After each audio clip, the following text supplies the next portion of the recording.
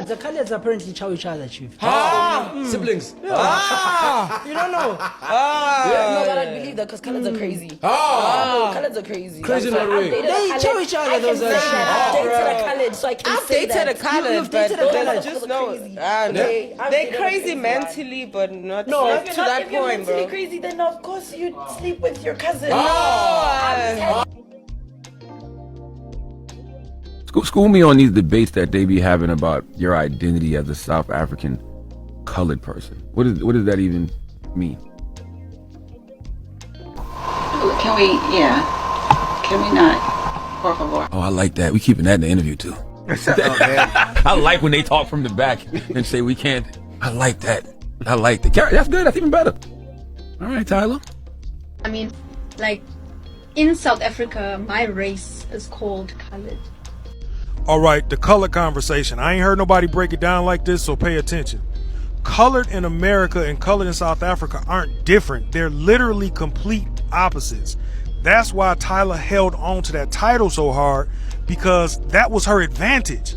It wasn't derogatory to her, it's her advantage. That's what made her different. That's what set her apart.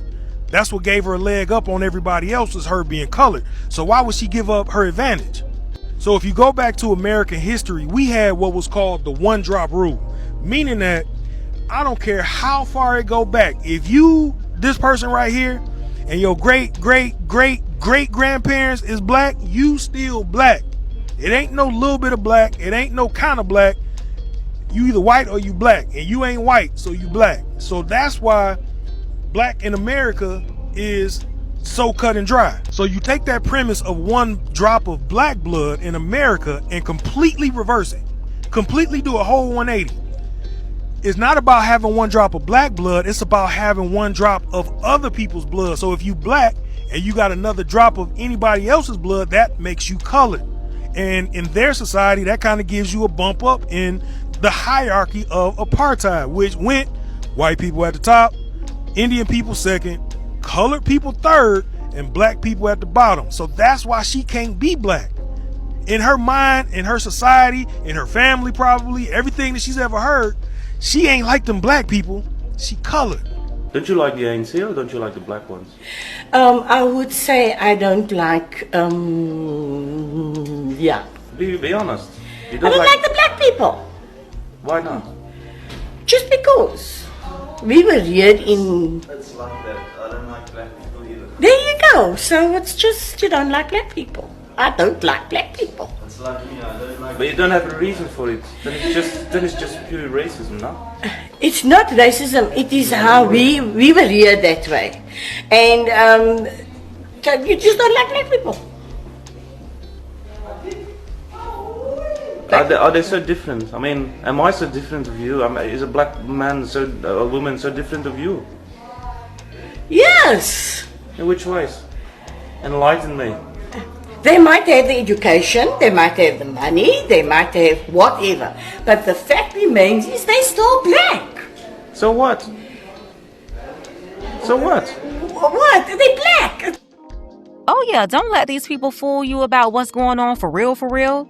Here's a colored woman, one of Tyla's people, outright saying she's colored and she don't like black people, referring to the darker original Africans, the black Africans in her country. She's in South Africa. She said doesn't matter how much education a black woman or black man has, doesn't matter how much money they have, they're still not better than her because she's colored. And as a South African colored, she's superior. This is Tyla's people talking. So for everybody who try to gaslight us and act like our discernment was off or something, nah, that's the thing. You can't play us. We already read the room. We know what time it is. And we didn't need anybody to fess up. We can clearly assess the energy. Yeah, we know how to identify it, and you can't gaslight us or categorize our discernment as hate.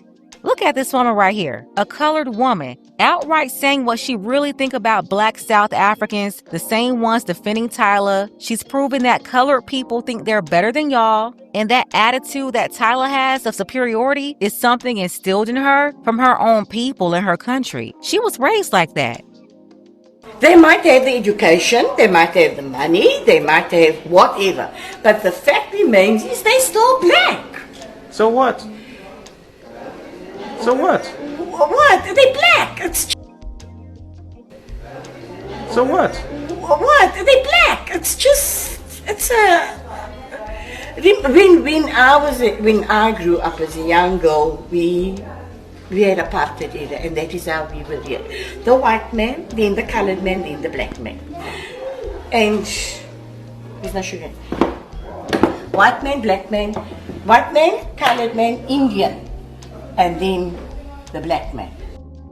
And for those being disingenuous, still acting like they don't understand the problem, or lying saying we don't want her to be colored, like we're begging this non-black woman to be black or something. Listen, for the record, I don't want Tyla to be nothing she isn't. In her country, she's colored. And to her and her people, that means she's better than all the dark people and the blacks in her country.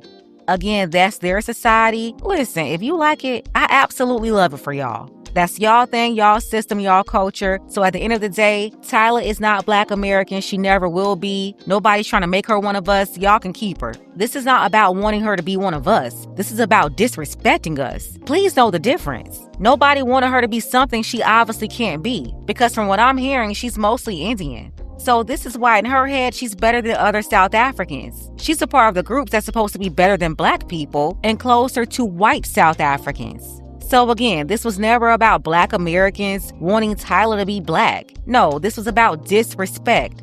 See, this is how y'all allow Tyla and her people to do y'all.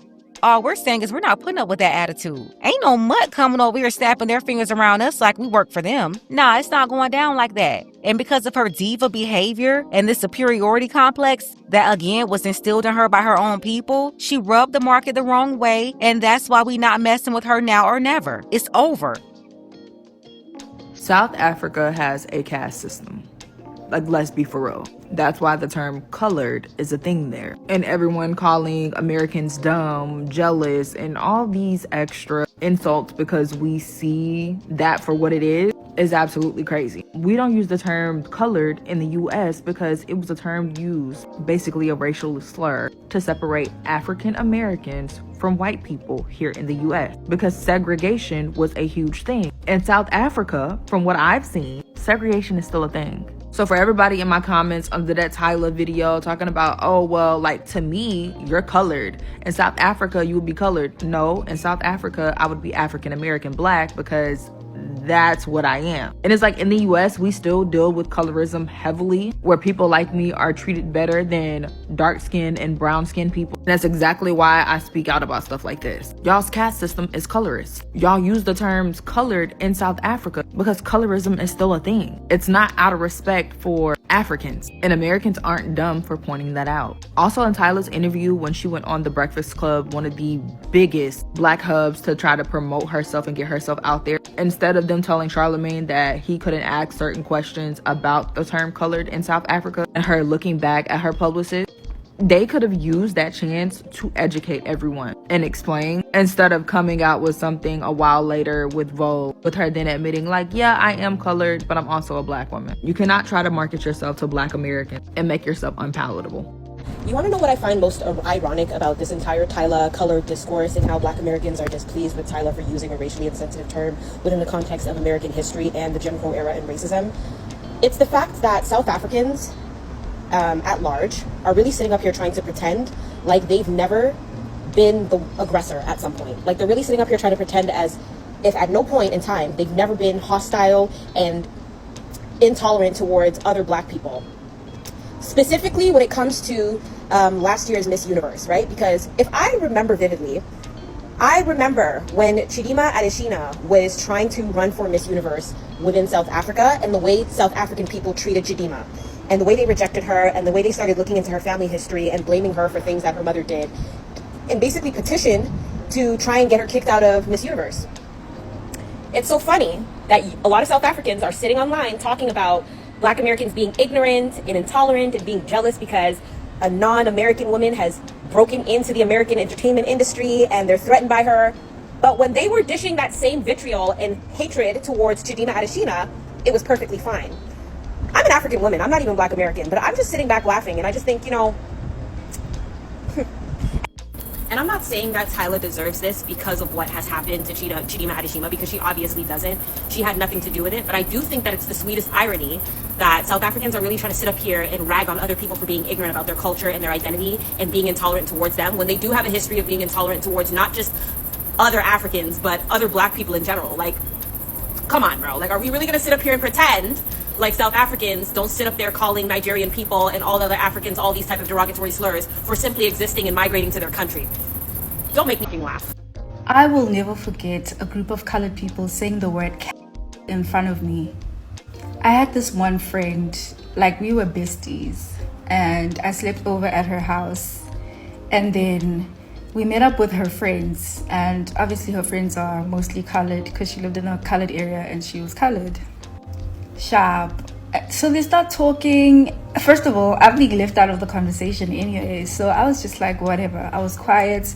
They forgot that I was there. Tell me, why does one of the friends tell a story about some colored guy they know, and he's like, yeah, but he dates calf, with such disgust in his voice. Then when everybody realized there was a black person in the room, me, it was so awkward. In fact, that day I packed my bags and I left. I was like, I'm going home. Good for you. I'm glad she didn't sit there and tolerate that nonsense. I don't care who it is. Co-workers, friends, even family. Don't let people step up around you with the disrespect. If you keep letting them slip and slide, you're just going to get stepped on. And that's not cool.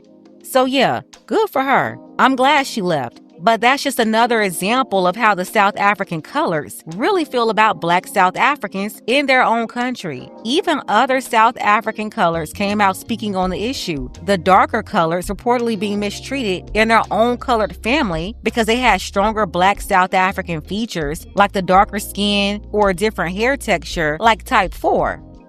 I was called the K word by my family members. So let's talk about the anti-blackness in the colored community. It still exists in certain parts of the country. It is a lot worse than other parts. Please listen to comprehend and don't listen to respond. Okay? I'm going to start with some anecdotes from my own life as a darker skinned colored person with type 4 hair. Let's start with hair. My hair is type 4. Having hair like mine has never been the aspiration in the colored community. Our hair carries a lot of weight in the colored community, and all you have to do is look at the responses that people still, until today in 2024, still have a response to newborn babies like this. They take off the little hat to see what the hair looks like. Now, I used to be called Kruskop and all of the names. Just imagine what it took for me to get here. I started my natural hair journey in 2014, somewhere there. I got so many questions. What are you doing? Hoekom lyk jou hare so de mekaar? Hoekom kam jy nie jou koppie? Basically, asking me why is my hair unkept. The second thing is my skin tone. Now, a lot of people will be like, you're not that dark skinned. But coming from a colored community that is obsessed with skin color, yes. I was also a lot more in the sun when I was younger, so I was darker. This is something that I only realized when I left the community of George that I grew up in. I was called the K word by my family members. It was basically the word K and then add the word poplap, which is a term of endearment. I knew it had reference to my skin color, but I didn't know that the K word was a bad word. So when I left the community, and at some point I remembered that I was called that. And see, here's a difference between a South African colored like her and one like Tyla. She's calling out that anti-black culture with her own people. While people like Tyla, she's sitting back basically upholding the system because she's benefiting from it. It allows her to walk around like she's superior. You know, because in her mind and people like her auntie here, at least they're better than the Black South Africans and Black people in general from anywhere. They've been taught that they're superior and Black people should bow down to them. But no, forget about it. We're not buying what you're selling, Tyla. We're not putting you up on a pedestal, so the label might as well wrap it up. They want us to accept her like Rihanna or Beyonce or somebody. No, Tyla is not Beyonce and she's not Rihanna either. She could never. Beyonce didn't come in the game disrespecting the audience. And Rihanna also didn't come in the game disrespecting her target market like she didn't need us. Their teams knew how to navigate the Black American market, and that's why they got support and experienced longevity. Let's go ahead and get the conversation started. Tell me what you think about this below. gotta send a shout out to our brother Dark Power. I appreciate you, Dark Power, for all of your support for the channel. And I can't forget about my sister, Mrs. Crotty. You can show your support as well. The link to PayPal is below. Ladies, fellas, want a balanced analysis, want the truth from a woman's perspective? Then you're going to want to subscribe to this channel, and don't forget to like and share.